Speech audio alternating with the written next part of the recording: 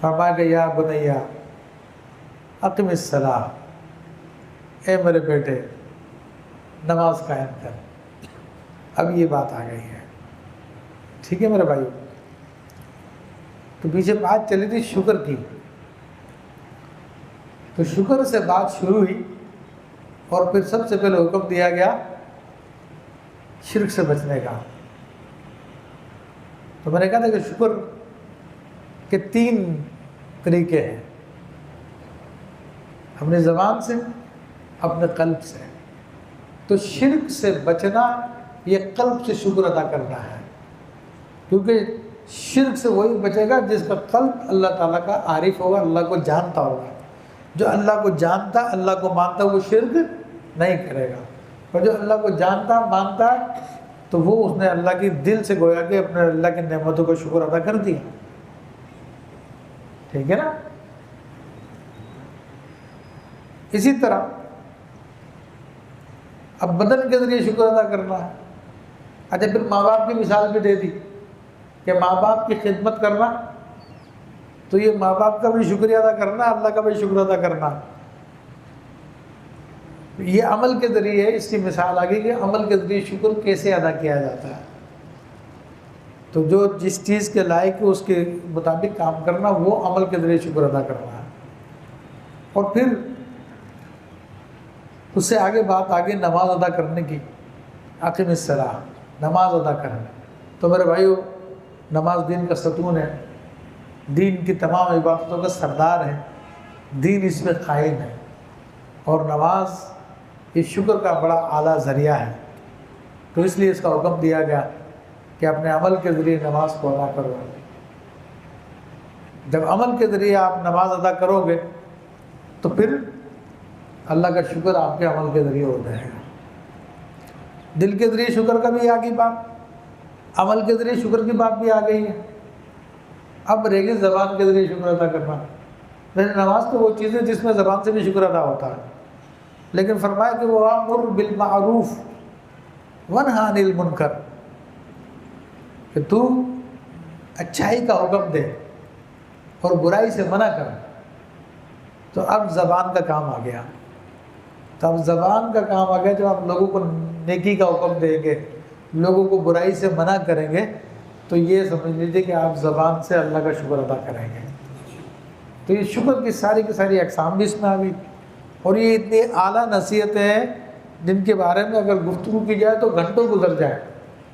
امر بالمعروف و نہی عن المنکر اتنی ضروری ہے کہ میرے بھائیو، اسی کے ذریعے ہم آخرت کے عذاب سے بچیں گے، اور اسی کے ذریعے دنیا کی رسوائیوں سے بچیں گے۔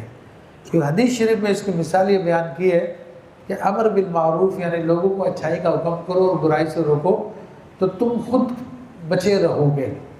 ورنہ اگر تم نے لوگوں کو اچھائی کا حکم دینا چھوڑ دیا اور برائی سے منع کرنا چھوڑ دیا، تو پھر برائی تمہارے اپنے گھروں میں بھی آ جائے گی۔ اور آج یہی ہے، پہلے آج سے 30-40 سال پہلے محلے کے بڑے بزرگ جب بچوں کو کوئی غلط کام کرتے دیکھتے تھے تو ایسے ڈانٹ دیا کرتے تھے جیسے اپنے بیٹوں کو ڈانٹ رہے ہیں، اپنی اولاد کو ڈانٹ رہے ہیں۔ اور لوگ ارے چاچا آ رہا، اور ارے فلاں صاحب آ رہے ہیں۔ حتیٰ کہ خود ہم اپنے اساتذہ کو دیکھتے تھے، اسکول کے ٹیچرز کی بات کر رہا ہوں، گلی میں کھیل رہے ہوتے تھے تو کھیل چھوڑ کے فوراً گھر میں بھاگ جایا کرتے تھے۔ تو یہ ادب و احترام ہوتا ہے کہ استاد جو تنبیہ کرتا تھا، ارے بیٹا کیا کر رہے ہو، کھیل کود میں ٹائم ضائع کر رہے ہو، جاؤ جا کے پڑھائی کرو۔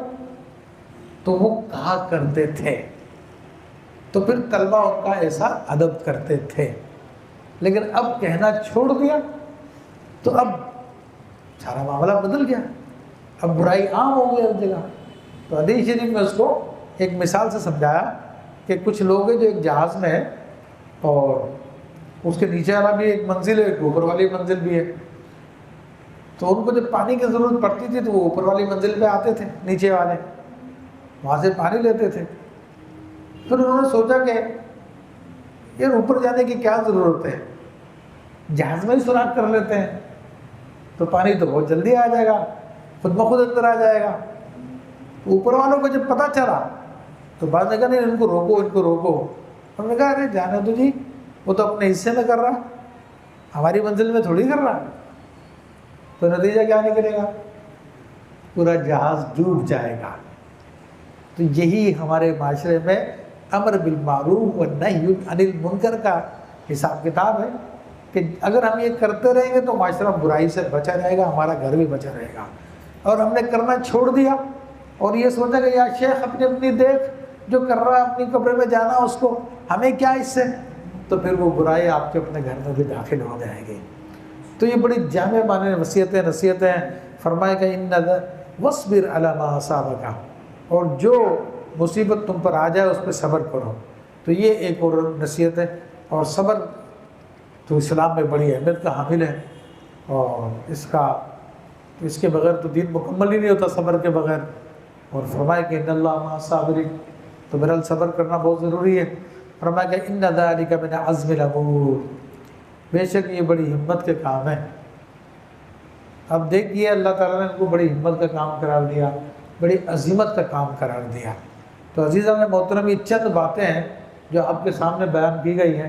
اگر آپ صرف انہی کی تبلیغ کرنا شروع کر دیں، کہنا شروع کر دیں اللہ کا شکر ادا کرو، شرک سے بچو، اے میرے بھائیو ماں باپ کا ادب کرو، احترام کرو، ان کی خدمت کرو، اور اسی طرح سے بتائیں کہ بھائی اللہ سے کوئی چیز چھپا ہوا نہیں ہے، کوئی چیز نہیں چھپی ہوئی ہے، ہر چیز اللہ پہ ظاہر ہے، قیامت کے دن تم سے حساب لے گا، نماز پڑھو، اچھائی کا حکم کرو، برائی سے منع کرو، اور صبر سے کام لو، تو پھر ایک بڑی زبردست تبلیغ ہو جائے گی۔ موٹی موٹی باتیں تو آپ سب کو بتا سکتے ہیں، ان باتوں کو بتانے کے لیے تو کوئی عالم ہونا ضروری نہیں ہے، تو موٹی موٹی بات ہے۔ تو فرمایا کہ پھر مزید نصیحت فرمائی، بلا تسعر خدک للناس، یعنی کسی سے بات کرنے میں اپنا گال ٹیڑھا مت کر، یعنی تکبر سے بات کرتے ہیں نا منہ بنا بنا کے، یا پھر ایک معنی اس کا یہ مانا ہوا ہے کہ اپنی گردن نہ پھیر، لوگوں کو دیکھ کے اپنا منہ نہ پھیر، تکبر کی وجہ سے لوگ پھیرتے ہیں، نفرت کی وجہ سے پھیرتے ہیں، ارے اس نے کیا سمجھا ہوا ہے، اس طرح کر کے اشارے بازی کرتے ہیں۔ تو یہ فرمایا کہ اس کو چھوڑ دیں، وَلَا تَمْشِ فِي الْأَرْضِ مَرْحًا، اور زمین میں اطراء کرنا چل،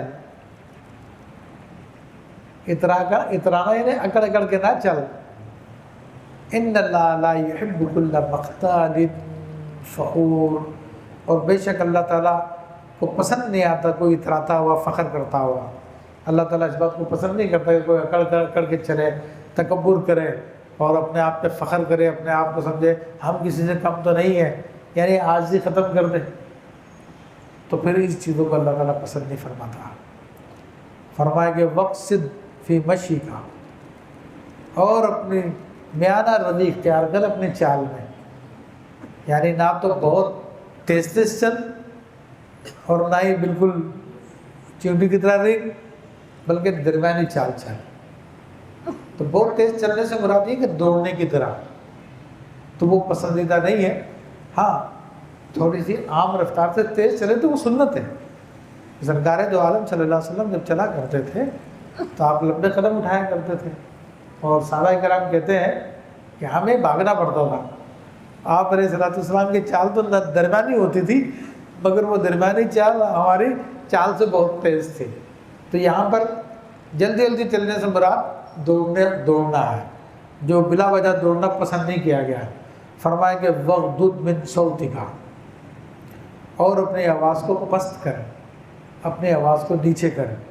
تو عام طور پہ لوگوں کو زور زور سے بات کرنے کی عادت ہوتی ہے، تو ان کے لیے بھی یہ نصیحت ہے کہ وہ زور زور سے بات نہ کریں، بلکہ اللہ نے اس بات کو سمجھانے کے لیے، حضرت لقمان نے اس بات کو سمجھانے کے لیے آگے مثال دی، ان انکر الاصوات لصوت الحمیر، بے شک سب آوازوں میں سے بری آواز گدھے کی آواز ہے۔ تو بتا دیا کہ گدھا بہت زور سے بولتا ہے، تو فرمایا کہ ناپسندیدہ ہے زور زور سے باتیں کرنا۔ تو اس لیے اپنے بول چال میں بھی ہمیں معیارنہ روی اختیار کرنی چاہیے، نہ تو اتنا ہلکا بولے کہ سامنے والے کو سمجھ میں نہ آئے، اسے پوچھنا پڑے ہاں بھائی کیا کہا آپ نے، اور نہ ہی اتنا زور سے بولے کہ کان پھاڑنے کے لیے تیار ہو جائے، لوگ پریشان ہوتے کہ کتنی زور زور سے باتیں کرتا۔ تو نارمل انداز میں بات کرنی چاہیے۔ اور یہاں پر علماء نے بہت کچھ لکھا کہ گدھا کب بولتا ہے، پھر اس کے مقابلے میں مرغا بولتا ہے وہ اللہ کو پسند ہے. تو گدھا جب بولتا ہے کہ جب اس کو شیطان نظر آتا ہے. اللہ نے اس کے اندر یہ ایک کیپیبلٹی رکھی ہے، صلاحیت رکھی ہے، ایبلٹی، کہ جب شیطان اترتا ہے جس جگہ پہ آتا ہے یہ دیکھ لیتا ہے تو بس زور زور سے بولتا ہے. تو اس وقت ہمیں حکم دیا گیا کہ اعوذ باللہ من الشیطان الرجیم پڑھیں. اور اسی طرح مرغا جب بولے تو فرمایا کہ مرغا اس وقت بولتا ہے کہ جب اس کو رحمت کا فرشتہ نظر آتا ہے. تو اس وقت پھر ہمیں تعلیم دی گئی ہے کہ ہمیں وہ دعا پڑھنی چاہیے جو مسجد میں داخل ہوتے وقت پڑھتے ہیں، اللہم انی اسألک وفضلک من رحمتک.